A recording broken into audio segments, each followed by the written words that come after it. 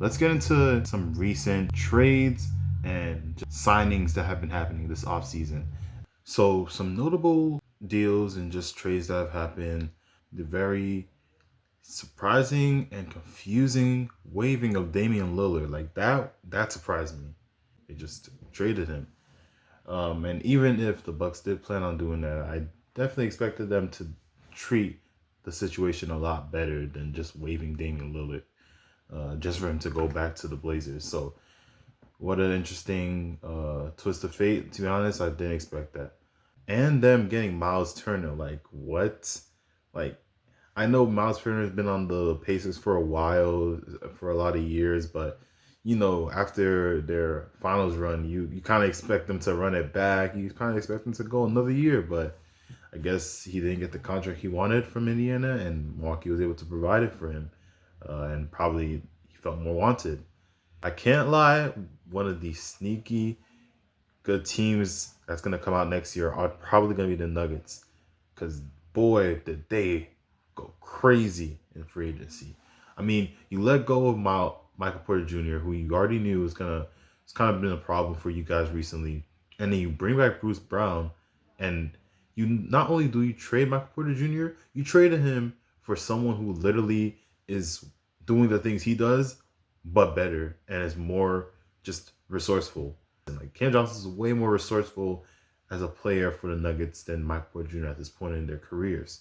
Now that they brought back Bruce Brown, who was a very key factor off the bench for them when they had won their title in 2023.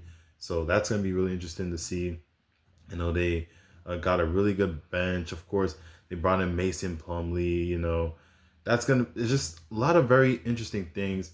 I mean, I know they got Jonas Valanciunas, but now he's looking to get a contract out the league. But to be honest, if I'm the Nuggets, I'm not complaining. Jokic said the team wasn't good enough. They didn't have the pieces to do it. And I think the Nuggets have responded in a really good way, getting pieces to show Jokic that they're ready to compete and ready to bring him back another title.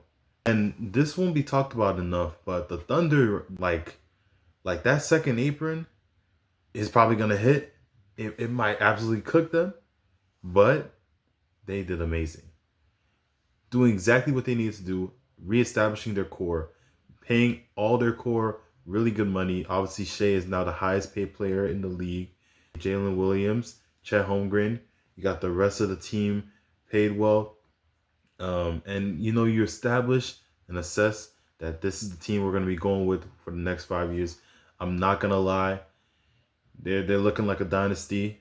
I don't know what's going to happen with OKC because we are in a league that's been very parity, like where no team consistently wins a championship. But OKC, they're another team that is someone that I'm going to be looking at as a potential dynasty.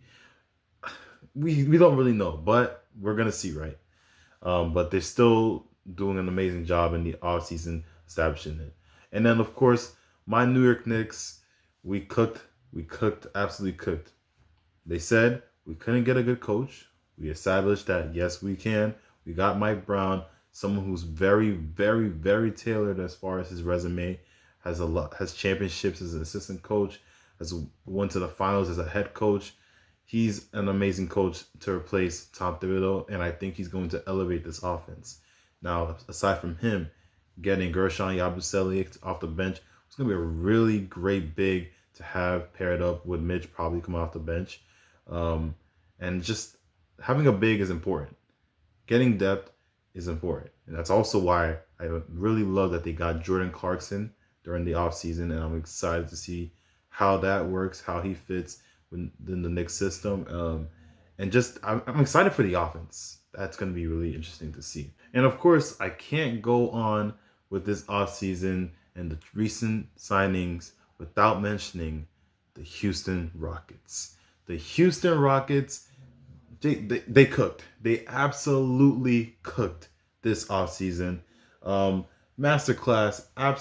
masterclass by the Houston Rockets. And I just got to say, dang, the East, the West, everyone got to be scared because signing Kevin Durant, trading Jalen Green, knowing that you guys might not have kept him. And I predicted this in my Rockets video. I said, this guy might not be the guy that you keep. And they proved it right. They traded him, let him go. But they didn't just let him go and have no backup plan. I believe that Amen Thompson is going to be that guy that is like the second scoring option apart from Kevin Durant for the Houston Rockets. And I think they see that potential in him and are betting on it. And I believe in it too. I think the Houston Rockets are going to be a really good team.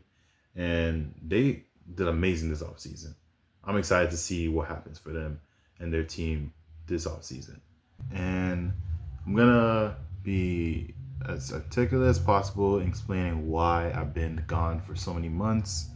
And notably, the ultimate reason is just life, man. Like, school is starting to get more serious, and I kind of had to lock in. Certain things have to be put aside, and unfortunately, this channel was one of them. I will also chalk it a little bit down to like just a bit of like a creative block after the playoffs. Because I was really thinking, dang, what type of videos do I want to talk about, and just a whole lot of things. A lot of the people who reached out to me actually letting me feel the love and actual genuine concern for the growth of this channel. I've heard a lot of people comment to me in person, even some people texting me and letting me know, hey, like I love the videos. I think you should continue. And so we're here now. Videos will be back, and we're gonna keep on going. That'll be all for you guys. What do you guys think about the off season? And hope to see you guys in the next video. Peace.